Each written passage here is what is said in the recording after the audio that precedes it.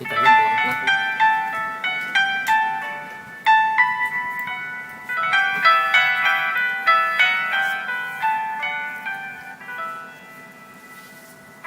ทุกเช้าที่ตื่นมา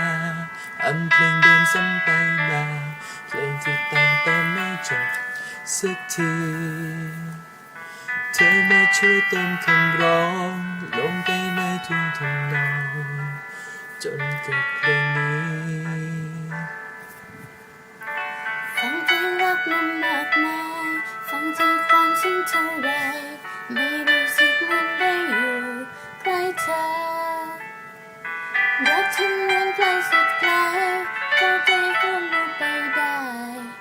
รออยู่เสมอ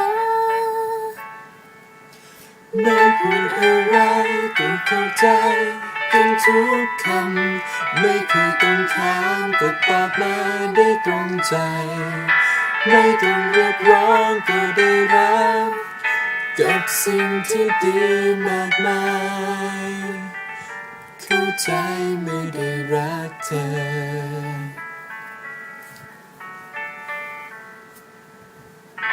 ฟ้าของฉันที่มืดมนพอมีเธอไม่มัวมนมันสว่างและทุกอย่างสวยงามเธอมาเป็นความสดใส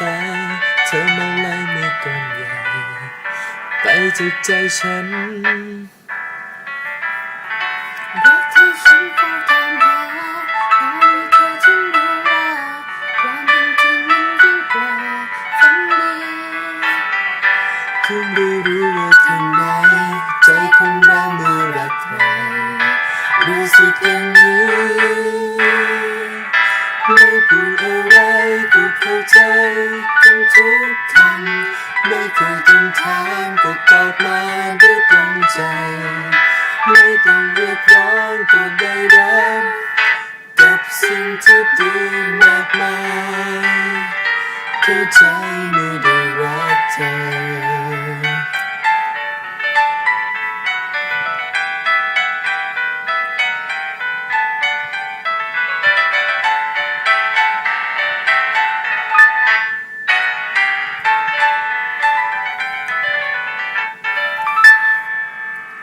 ไม่พูดอะไรก็เข้าใจกันทุกคำไม่เคยต้องถามก็ตอบมาได้ตรงใจไม่ต้องเรียกร้องก็ได้รับกับสิ่งที่ดีมากมายเข้าใจเมื่อได้รักเธอไม่พูดอะไรก็เข้าใจกันทุกคำไม่เคยต้องถามก็ตอบมาได้ตรงใจไม่ต้องเรียกร้องก็ได้รับกับสิ่งที่ดีมากมายเข้าใจ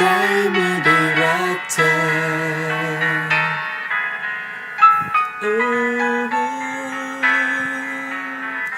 เข้าใจไม่ได้รักเธอ